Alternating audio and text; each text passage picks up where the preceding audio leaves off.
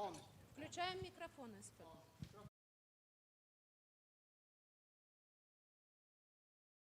Включи.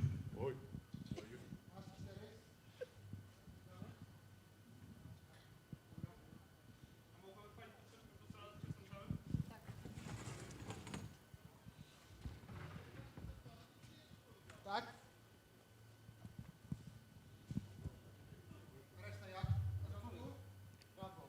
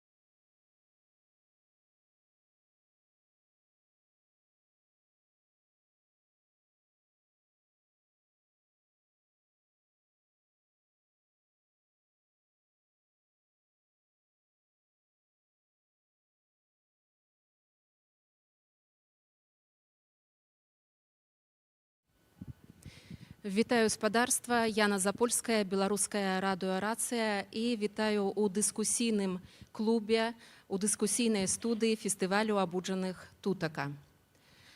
Рабочы супраціў, рабочыя як рухавік мірных пераменаў у Беларусі. Пра гэта сёння пагаворым, прыгадаем удзел рабочых у пратэстах, тое, як утвараліся страйкі, што адбылося далей і галоўнае, з якімі чаканнямі мы жывем гэты сённяшні дзень. Вельмі прыемна прадставіць сённяшніх нашых гасцей. Калі ласка, Юлія Сліўко з Гародні. Добры дзень. Юля, дзяўчына, якую рабочае прадпрыемства Гродна-Прамбуд абралі старшынём страйку на сваім прадпрыемстве. Сергей Дылеўскі, чалавек з Менскага трактарнага завода, чалавек, які стаў сябрам прэзідыума каардынацыйнай рады падчас акцыі пратэсту ў мінулым годзе і падчас прэзідэнцкіх выбараў, а таксама заснавальнік беларускага аб'яднання рабочых. Шчыра вітаю. І таксама Уладзімір Цімошчанка, чалавек з Беларуськалію, былы інжынер, пазней слесар, прэс-сакратар стачкама гэтага прадпрыемства. Добры дзень. І усіх вас яднае тое, што вы ўсе цяпер жывеце ў вымушанай эміграцыі.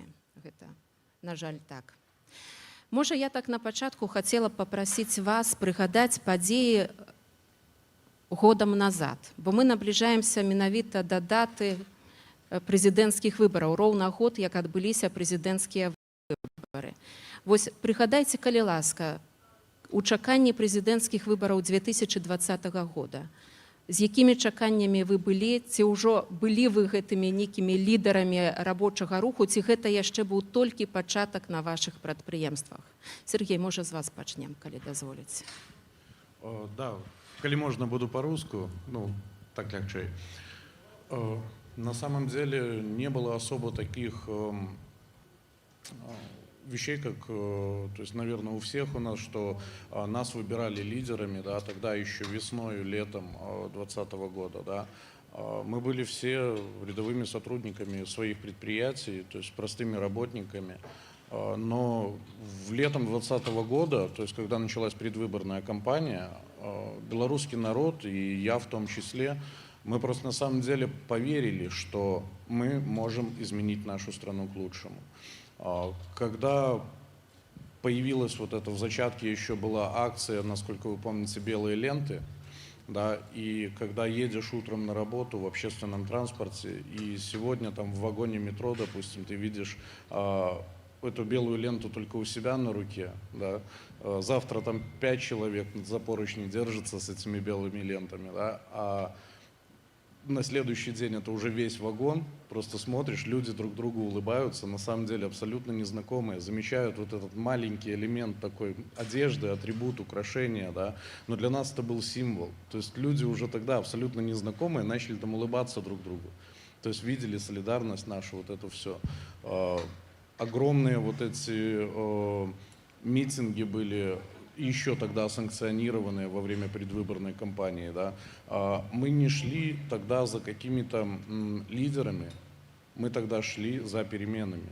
То есть мы не, даже во время выборов мы не голосовали за кого-то конкретного, мы голосовали против одного единственного человека и его окружения.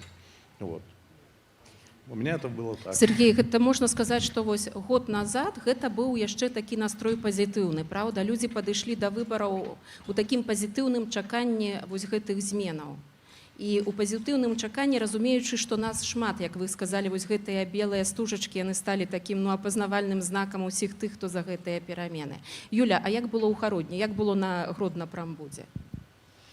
Ну, у нас пачалося, можа, і не так, як у іншых гарадах, бо калі прыязджаў Сергей Ціхановскі, ўжо пачалі тады размаўляць пра тое, што трэба нешта змяняць. Але ж як я, напрыклад, не бачыла пераменаў, і я заўсёды кажу праўду, я не верыла ў гэтыя перамены, што яны адбудуцца да апошняга, хаця я бачыла мноства людзей з белымі стужкамі, нават мои сёстры гулялі з імі. Я не насіла гэтай белай стужкі, і да выбараў я ніколі не лезла ў палітыку наогул. Пачалося яшчэ ў нас улетку, у пачатку летка. Спачатку усе былі абураныя тым, што Сергея Ціхановскага затрымалі. Пра гэта пагаварылі, і ўсё на гэтым, да? А потым прыйшло 3 ліпеня, гэта Дзень незалежнасці нашай рэспублікі, калі нас на прадпрыемстве пачалі застаўляць рабіць у гэты святочны дзень. Вельмі ўсе абураліся, і тады можа Юля, але закралася. прымушалі рабіць, каб людзі проста ў гэты дзень не пайшлі дзесьці на нейкія акцыі, з чым гэта было звязана? Мы павінны былі адрабіць поўны рабочы дзень. Гэта матавалі тым, што аб'ект трэба хутка здаць. І таму нас застаўлялі рабіць у гэты святочны дзень. Неяк гэта аплаціць нам не аплочвалі, гэта была двайная, як яны казалі, стаўка, але ж на самой справе такога не было. Нам плацілі як звычайна, проста больше часоў рабочых было. Все. І ўжо пачалося такое абурэнне, так, разумею, Так, пачалося абурэнне, бо надаела гэта ўсё, надаела, што святочныя дні мы робім, мы ніколі не бачылі сваіх сямей, тэхніка безопасности заўсёды нарушалася, некія тэхналагічныя працэсы заўсёды нарушаліся, зарплата не была адпаведнай нашай працы. Вось нарастала гэта кіпенне, а ўжо 9 жніўня гэта ўсё вылілася ў тое, што хтосьці пайшоў галасаваць, кагосьці, як мяне, напрыклад, заставілі пайсці галасаваць, бо яшчэ зранку мне пазваніў інжынер, які папярэдзіў, што я жыву в інтэрнаце і я абавязана прагаласаваць. Як я буду галасаваць, мне ўжо не ўдакладнялі, але я абязана прагаласаваць. Владзімир, вы працавалі на Беларуськалі, флагман беларускай эканомікі. Як сітуацыя выглядала ў вас? Якая панавала атмасфера ў калектыве? Вось мы яшчэ гаворым пра гэты перыяд да 9 жніўня. Вы знаете, ближе к этому времени начиналась у людей эйфория. Как правильно заметил Сергей, многие люди были с ленточками, кто-то шел уже с национальной символикой, кто-то высказывался более резко, кто-то говорил про какие-то действия, которые происходили прямо здесь и сейчас. Вот перед приездом Светланы Тихановской к нам в Солигорск, на том месте, где должно было у нее запланирована и санкционирована акция была, встреча с людьми выкопали яму. Просто выкопали яму и сказали, что произошел прорыв трубы. Все прекрасно все понимали, это практика не единого года, то есть это на протяжении всего времени мы постоянно с этим сталкивались. И просто прошлым летом настала эта критическая точка какая-то кипения, ну, насколько возможно для нашего общества в данный период. И люди просто вышли. Они просто начали выходить, смотреть на этот беспредел, на то, что никого не пускают на площадку. Они начали собираться, они начали более смело высказываться, высмеивать где-то что-то, делиться какими-то видео. Это состояние эйфории, оно летало в воздухе. И оно летало в воздухе где-то до октября. И оно было настолько сильным, что, ну, образно говоря, можно было топор вешать в воздухе. Было национальное единство, была идея, общая идея сдвинуть то, что уже заплесневело и давно лежит, это надо убрать, сдвинуть, поменять. Люди были готовы к этому. И это как снежный ком нарастало. То есть все прекрасно понимали и начинали поднимать головы. Я прыгадываю той перыяд, таксама прыгадваю і на прыкладзе гародні, калі, скажам, працоўныя прадпрыемства Гродна Азот, адпрацаваўшы змену, выходзілі на вуліцу і проста калонай рушылі ў цэнтр гародні, далучаліся да пратэстоўцаў у цэнтры. Таксама было і ў Менску. Вось калі Уладзімір сказаў, што гэта 2 месяцы гэтая эйфарыя была, вось што стала пераломным момантам?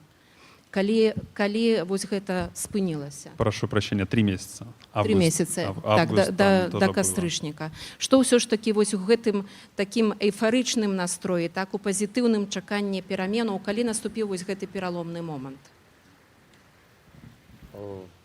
Ну, як такавы пераломны момант наступіў, напэўна, у жніўні пасля выбараў уже.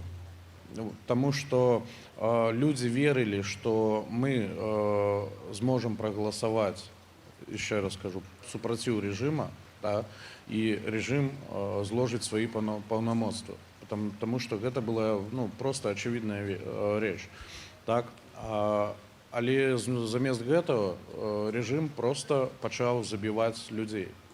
Вось. И переломным таким моментом были гэта абвяшчэння о якобы гэтай вот перамозе хунты і першыя сведкі аб людзях, якія пацярпелі падчас мірных, яшчэ раз падкрэслю, мірных, яны адбываліся абсалютна мірна, акцый у Беларусі 9, 10 і 11 жніўня, вось, калі далі інтэрнэт. І гэта стала таким вот триггером, які вот абурыў людзей, прымусіў людзей выходзіць яшчэ болей на вуліцы і пачынаць пратэставаць супраць рэжыму на сваіх працоўных месцах. Ну, про гародні могу сказаць, што пераломным моментам такім было вось менавіта самі выбары, бо тады скралі галасы. Я калі шла на выборы, я нават і не ведала, што столькі много людзей будзе супраць Лукашэнкі, бо ўсе людзі былі адзеты ў белае адзенне, да? Яны былі апрануты ва ўсё белае. І у горадзе просто вось ідзеш, і весь горад у белым. Ну і калі пачалі ўжо казаць, што перамог Лукашенко яшчэ да афіцыйнага выступу Ермошынай, то, ну, усе ведалі, да, усе гаварылі аб тым, што ўжо фальсіфікуюць выбары. І таму гэта і стала гэтым пераломным моментам, што людзей зноў падманулі. Зноў была фальсіфікацыя, зноў падман, і зноў мы будзем жыць той жизнью, як жылі ўсе 26 год, да, калі мы не маем права выбара, мы не маем права ні на што. Да, калі мы просто павінны хадзіць на працу, працаваць на нейкіх там людзей, на іх карманы, а самі мы не павінны мець нічога. Я, ведаеце, прыгадваю адзін момант. прыгадала, паглядзела, калі гэта было 17 жніўня 2020 года, калі Александр Лукашенко ў Менску наведаў Менскі завод колавых цягачоў. Напэўна, думаю, шмат хто глядзеў гэты эпізод. Да гэтага часу медыа мы бачым гэты здымак, як Лукашенко ўходзіць, так і бачым, фактычна ўжо чалавека ва ўзросце, які ўходзіць, і рабочыя ўслед крычаць яму ў спіну «Уходзі». Чаму я прыгадваю гэты момант? Мне здаецца, гэта такі быў пік, вось калі людзі яшчэ мелі чаканне, але ўжо зразумелі, што іх абманулі. І гэта акурат вось гэты кадр, мне здаецца, вельмі яскрава гэта прадэманстраваў. Ну, гэта быў такі пік для Менска.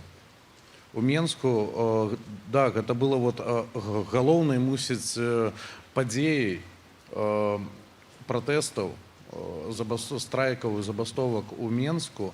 Гэта вось калі я таксама памятаю, бо я знаходзіўся тады наўпрост каля мінскага завода колавых цягачоў по другую сторону проходной. Вось, і гэта быў переломны момент, таму што Лукашенко, ён прыехаў да свайго электарата. Працоўнікі всегда былі, есть пакуль што яшчэ маленькая такая маса людзей, да, но больш уже не будзе, якія заўсёды галасавалі за яго. То есть хтосьці за ідзею, хтосьці пад прымусам, але ж, можа, на жаль, а можа і не асоба галасавалі за яго. І калі ён прыйшоў да свайго электарату, которые правереныя людзі, так, зверыфікаваныя людзі, якія апынуліся тады перад ім твар у твар, і калі яны тады началі крычаць яму «сыходзь», вось гэта быў такім самым, мусіць, знакавым моментам. І можа не толькі для Мінску, а для ўсёй Беларусі. Таму што Беларусь убачыла тыя ж працаўнікі з Гародніншчыны, да, са Слуцку, з Салігорску. Хлопцы ўбачылі проста насамрэч, што яны не адныя такія. І памятаем, як Лукашенко адрэагаваў, калі адзін з рабочых рабіў здымак, так, на тэлефон. Гэта таксама трапіла на гэтае відэа, як ён нервова адрэагаваў, проста крычаў, каб там ён схаваў тэлефон. Гэта наўпрост быў срыў. Это быў яго зрыў. То есть ён згубіў тады лицо, свой твар. Наўпрост згубіў свой твар. Ён мусіць тады, магчыма, ён і асазнаў тое, што страна больш не яго цацка, не яго забаўка, з якой ён можа забаўляцца. Што некая харызма не працуе, в якую ён верыў. Я хотела бы добавить, вось мы тут пачалі казаць про Менск і забыліся про Гародню, да, што Гародня на той час мела 4 дні свабоды. Як мы тады казалі, гэта была самая сапраўдная свабода, і тады вось гэтыя 4 дні свабоды нам казалася, што мы адышлі нават ад усёй Беларусі, бо мы адзіны горад, які дабіўся гэтых мітынгаў. Так, нам согласовывали мітинги, нам дозволяли ходить по городу, нас ніхто на той момент не чапаў. Яны, конечно, чапалі, але яны не маглі выходзіць і неяк нас запугваць. Так, яны нам нічога не маглі тады казаць, яны нас баяліся самі. І спрабавалі выходзіць нават да людзей, правда, там ж быў гэты момант. Так, яны спрабавалі з намі размаўляць, але ж яны не ўмеюць размаўляць з народам. Яны прывыклі сядзець у сваіх кабінетах і аддаваць прыказы, падпісваць нейкія нікому не патрэбныя паперы і ўсё. А размаўляць з народам трэба яшчэ ўмець. Трэба ўмець слухаць гэты народ. Тое, што ім кажуць. А да нас выйшлі нашы чыноўнікі мясцовыя, так, выйшаў тады прадстаўнік, ужо не памятаю, хіба МВД Гродзеншчыны, і тады пачаў расказваць нам нейкую хлусню. Народ тады сказаў: не верим, как сказал когда-то Станиславский. И, для нас тады гэтыя 4 дні было не так, як для ўсёй Беларусі. І кожны раз, калі мяне пытаюць, я кажу, мы тады жылі сваёй краінай. У нас быў свой мэр, якога нам ніхто не ставіў. У нас быў народны мэр, якога абралі мы самі. Нам ніхто нічога тады не забараняў. Калі было много тысяч на вуліцы, нам ніхто нічога не забараняў. А вось калі ўжо пачало гэта сыходзіць, калі людзі пачалі крычаць аб тым, што яны стаміліся, хаця як можна стаміцца за гэты час, я па сёння не разумею. Калі вяртаецеся, вось, думаю, што ўсе вяртаецеся ўвесь час да гэтых падзей, яшчэ эмацыйна іх надалей перажываем усе. Калі думаеце на той момант, штосьці можна было зрабіць іначай, бо нават цяпер ёсць такая пашыраная думка, вось, што ёсць вялікае спадзяванне на рабочых, так? Што вось рабочыя – гэта сіла, вось рабочыя – гэта справядлівасць. Я прыгадваю выступы в рабочых калектывах, якія таксама тады стрымы, і калі прамаўлялі вось в рабочых калектывах на гэтых акцыях пратэсту, то сапраўды некае такое пачуццё справядлівасці міжволі, што вось яно ўжо штосьці змяняецца, як ужо рабочыя выйшлі, значыць, все, напэўна, штосьці зменіцца. Як думаеце, сапраўды, калі б там, ну не ведаю, спыніліся прадпрыемствы на некалькі дзён, гэта б змяніла сітуацыю, бо такія заклікі таксама былі, як вы думаете? Вы знаете, я до сих пор в это верю, что если на данный момент остановится производство, государственное производство, на 2 недели просто всем уйти в отпуск, посидеть дома, заболеть, в конце концов, эффект будет. Эффект будет настолько большой, что эта система не сможет себя восстановить. Вот мы вспоминали случай, вот Юля рассказывала, когда в Гродно 4 дня свободы было. Система была поломана. Она поняла, что система, что не работает. Когда и Лукашенко кричали в лицо «уходи», это все было триггер того, что их система больше не работает.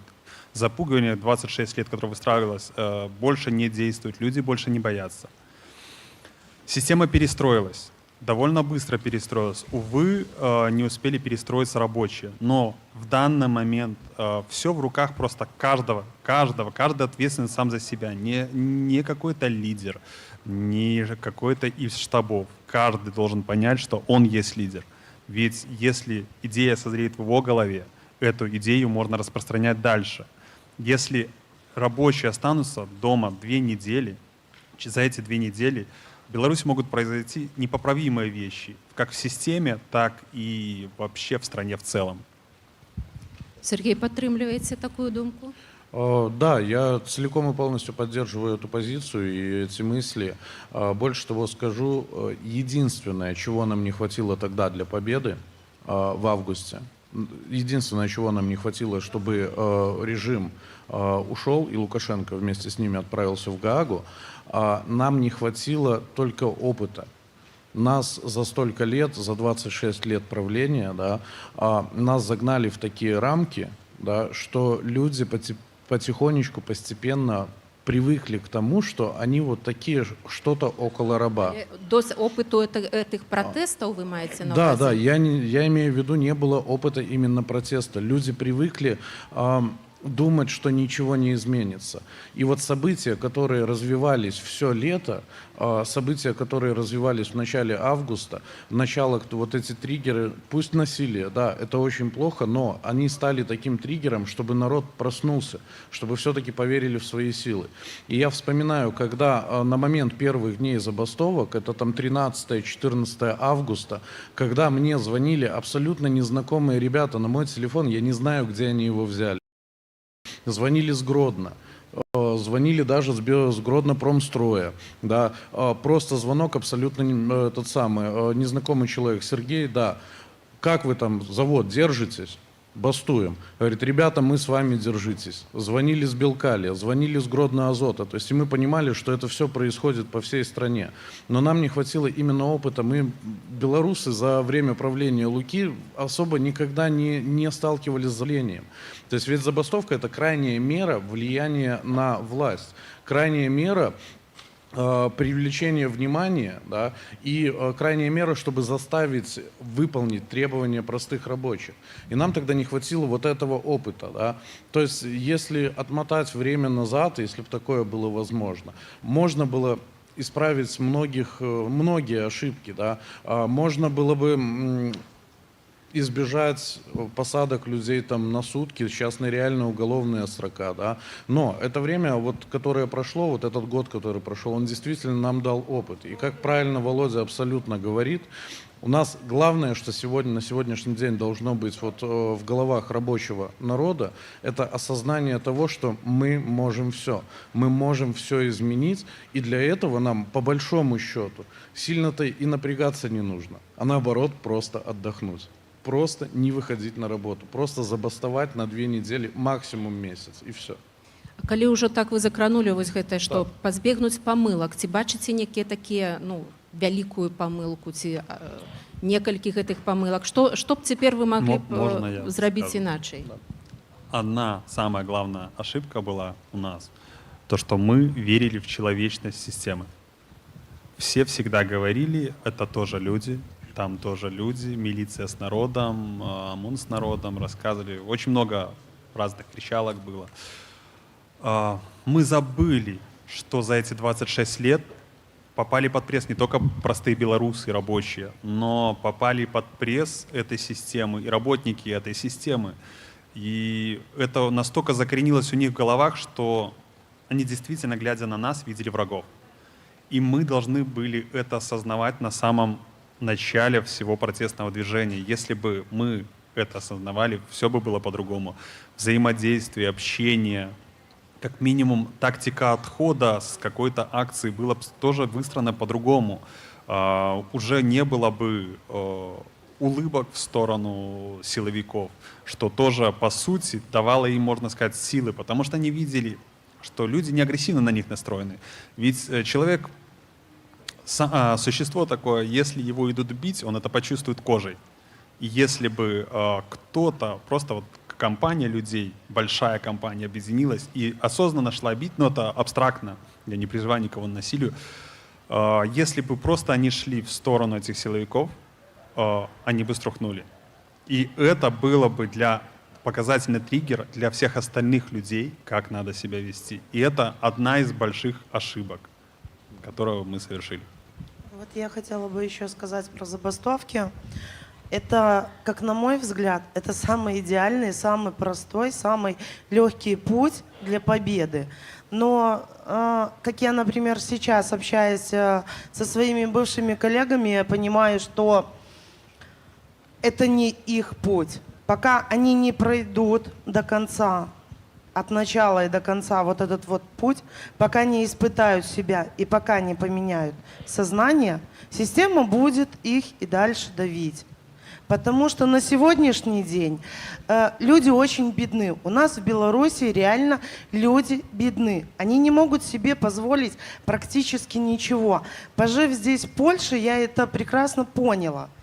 И многие забастовки, вот как у нас, например, на предприятии, самой большой была ошибкой то, что у людей никогда не было финансовой подушки безопасности. Поэтому многие испугались, многих купили. Да, многие продались на тот момент. Сегодня они об этом жалеют.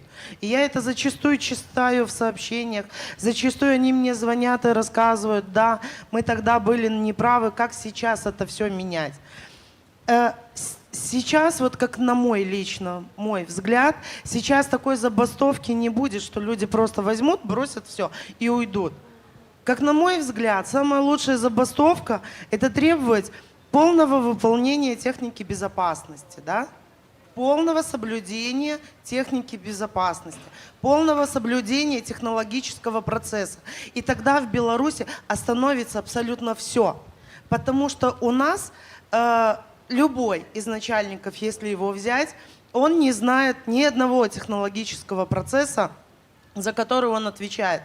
Он не знает ничего о технике безопасности, хотя там под его началом, люди, порой тысячи людей, он понятия не имеет, какая должна быть техника безопасности.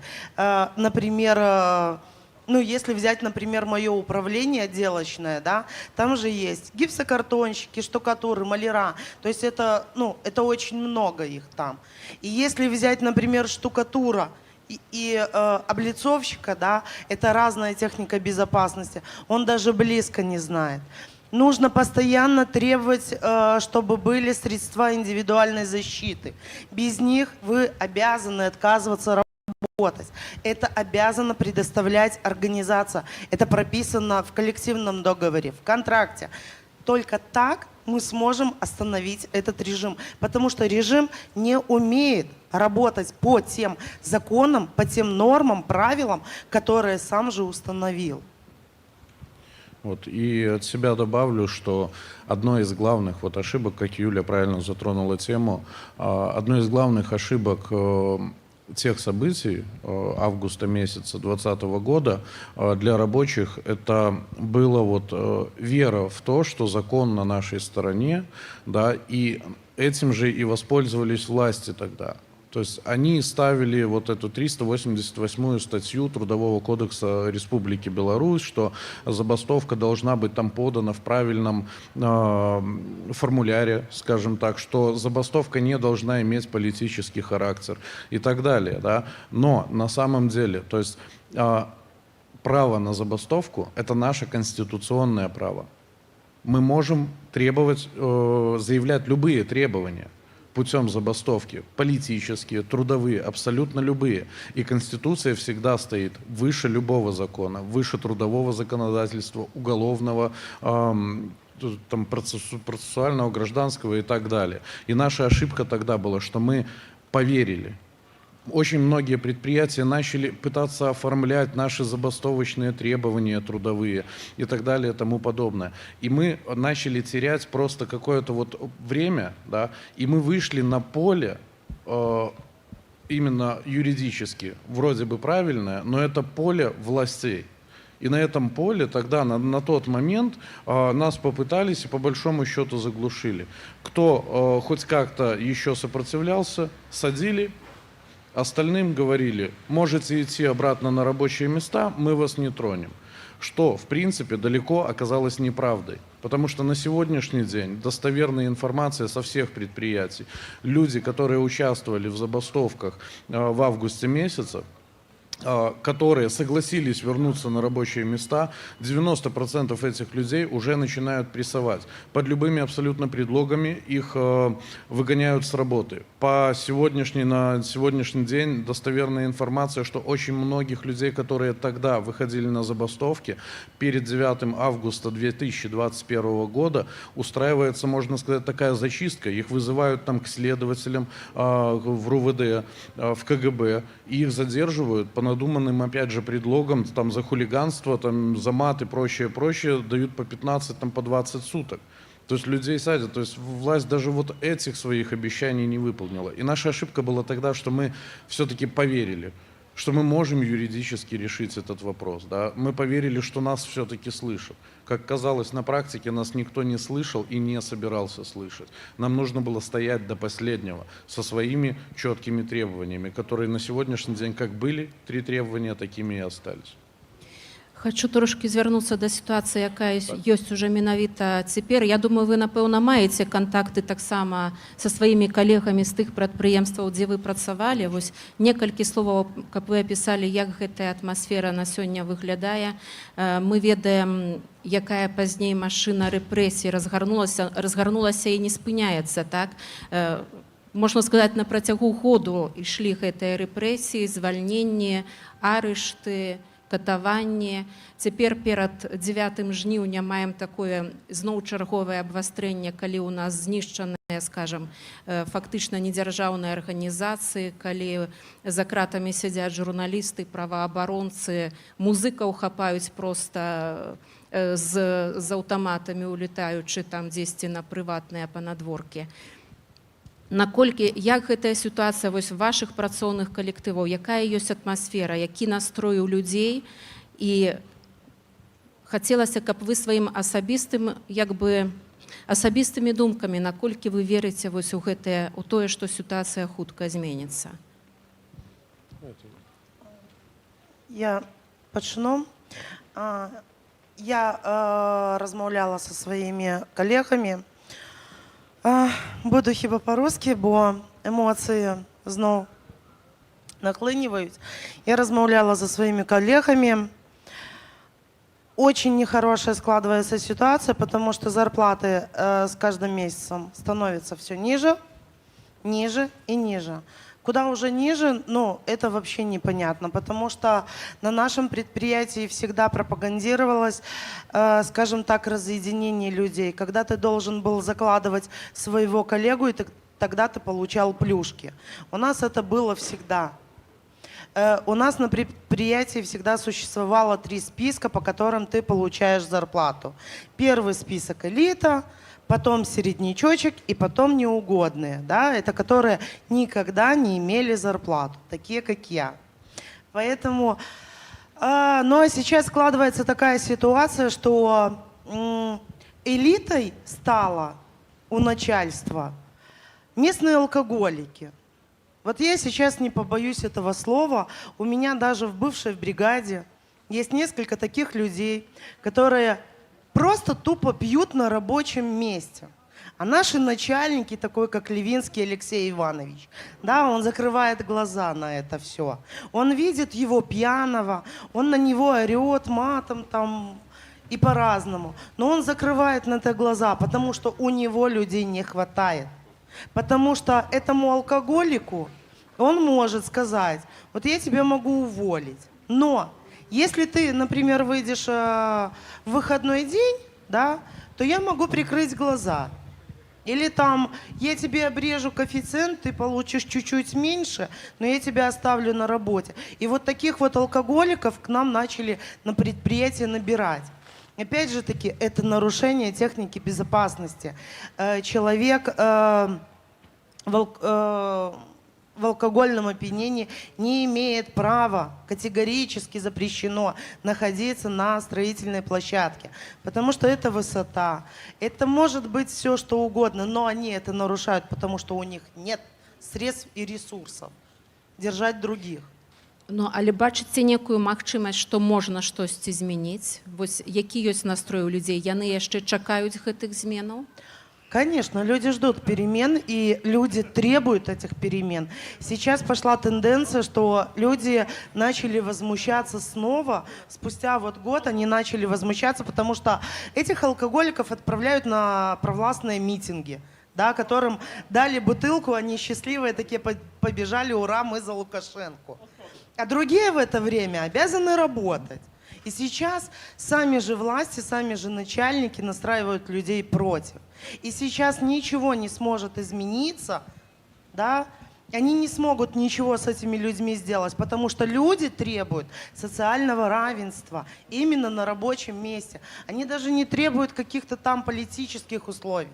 Они требуют именно социального равенства. Почему я должен работать, а он не будет работать? И да, вот как сказал Сергей, сейчас очень много увольнений идет тех, кто когда-то бастовал. А я людей тогда предупреждала: ребят, вас никого не простят, уж простите за такую правду. Да, вас не забудут. Вы бастовали, вы высказались против. Их сейчас всех увольняют, некоторых самых активных пускают под уголовную статью. Все, что творит наша власть. Як на Беларуськалі ситуація выглядае? На Беларуськале ситуация такая же, в принципе, как и говорит Юлия и Сергей. Все, кто подписывался за забастовку, им просто не продлевают контракт. Это уже факт. Это надалей теперь протягивается. Да, это продолжается и будет продолжаться, потому что у людей контракты, у кого-то более долгосрочный, у кого-то менее. И вот он подходит к концу, просто людям без объяснения причины его не продлевают. Понимаете, тут дело про Беларуськали очень тонкое, потому что Солигорск очень молодой город, относительно один из самых молодых в Беларуси. И на Беларуськали работают, соответственно, не люди, которые со временем обживались друг другом, а работают люди из ближайших районов, городов, деревень. Там, я знаю несколько людей, которые живут вообще, родились в другом конце Беларуси, сами работают в Беларуськали. И за счет отсутствия этого национального единения в отдельно взятом городе все двигается немного сложней. Потому что есть те люди, которые приехали, например, с какой-то дальней деревни, и они находятся одни. Они, по сути, в своем городе одни, они приехали, устроились на работу, у них есть небольшой круг общения, и они в этом круге общения замыкаются. Они прячутся в пузырь и стараются ничего не видеть. Все ждут, все прекрасно понимают, что такой режим не может существовать дальше, это не может долго продолжаться, рано или поздно это закончится. Все это прекрасно понимают и все просто ждут. Радует другое. Есть среди тех людей, которые остались в Беларуси, те, которые поддерживают друг друга, которые поддерживают родственников заключенных, которые поддерживают заключенных. И я бы тут больше делал акцент не на работниках Беларуськали, а на этих людях. Потому что когда настанет, как модно говорить, день X, который никто объявлять не будет, он просто сам настанет. Люди это поймут. Все будут держаться тех людей, которые активничают сейчас, которые, несмотря на все эти репрессии, продолжают оказывать поддержку. За них будут держаться. И те люди, которые находятся в пузыре, этот пузырь рано или поздно лопнет. В любом случае, какая-то экономическая нестабильность, и пузырь лопнет. Либо просто к ним в семью придет несчастье. Кого несчастье во время митингов не затронуло, оно придет. Оно рано или поздно коснется каждого. Политика коснется каждого. Даже если ты ей не интересуешься. И когда у людей этот пузырь лопнет, им нужен будет ориентир. И вот эти люди, которые сейчас есть, которые поддерживают всех, они будут служить этим ориентиром. З таго, што Юля сказала, Уладзімір, можна такую ўжо зрабіць выснову, што, заходзячы з таго, што вы сказалі, што вось гэтая незадаволенасць зноў нарастае, так, і вось гэтае чаканне перамен, яно надалей застаецца. Сергей, коротко, ваши высновы з гэтага. Так, добавлю. Мы, кстати, здесь сейчас оказались в такой интересной ситуации, потому что 3 человека, 3 представителя рабочих, которые в абсолютно разных сферах. То есть у меня это машиностроение, у Володи это добыча наших природных ресурсов, Юля строительство. То есть здесь механизмы самой работы немножко разные, да, и в принципе от условий до внутреннего уклада на предприятиях все немножко по-разному. То есть если брать машиностроительное производство, которое по большому счету сконцентрировано в Минске, то на сегодняшний день ситуация выглядит следующим образом. Очень во многом власти, так называемые действующие, да, на сегодняшний день делают сами все, чтобы люди максимально их ненавидели. То есть очень многих семей коснулось этот каток репрессий, там пресс, кого-то посадили, кого-то уволили с работы. Да. Из-за этого же людей абсолютная нехватка на рабочих местах. Да. Плюс к этому накладывается то, что просто наплевательское отношение, отвратительное отношение руководителя к работнику, да, и непосредственно к оборудованию рабочему. Да, оборудование изношено. И мы столкнулись сегодня с такой ситуацией, что если еще на своем горбу работяга тащил, грубо говоря, свой станок, пытался его обслуживать сам, пытался, я очень часто привожу в пример, да, десятки и сотни людей, включая меня в свое время, мы в Минске, работая на тракторном заводе, мы ездили на рынок в Ждановичи, на барахолку, покупали режущий инструмент для своих станков. Потому что его просто не было, а работать нужно. То сейчас тенденция такая, что люди в какой-то момент поняли, а зачем я этим занимаюсь? Если раньше у меня стал станок во время рабочего технологического процесса, я пытаюсь это исправить, то на сегодняшний день, да, стал станок, да иди слесарь, ремонтируй, я не буду этим заниматься, это не моя работа. Да? И это еще больше злит людей, потому что станок остановился, он сломан, то есть у человека уже срабатывает понимание того, что я работаю на неисправном оборудовании, я не хочу этим заниматься. Злость кипит. Рынков сбыта становится все меньше и меньше за счет того, что власть в Беларуси не признает и мировое сообщество. То есть зарплаты падают. И даже те, кто еще как-то сомневался, плыл по течению, да, начинают просто не то, что там не любить или быть против власти, они ее ненавидят просто на самом деле. И это все кипит, бурлит, и когда оно бахнет, просто непонятно. То есть в любой момент. То бок сходзімся ў тым, што гэтая незадаволенасць яна яшчэ больш нарастае, на гэта накладаюцца, праўда, эканамічныя праблемы, таксама эканамічныя праблемы і прадпрыемстваў, і людзей, іх сем'яў, праўда, якія жывуць з невялікімі заробкамі. І ў чаканні перамен будзем развітвацца. Я шчыра дзякую вам за гэтую размову. Прыгадаю, што гасцямі студыі нашай былі Юлія Сліўко-Згародні, якая ачолівала стачку на прадпрыемстве Гродна-Прамбуд, Сергій Дылеўскі, лідар стачкаму з Менскага трактарнага завода, сябра прэзідыуму каардынацыйнай рады і заснавальнік беларускага аб'яднання рабочых, і Уладзімір Цімошчанка, прадстаўнік Беларусь-Калія, прэс-сакратар стачкама гэтага прадпрыемства. Размаўляла Яна Запольская. Да пабачэння. До свидания. Вибачайте. До побачення.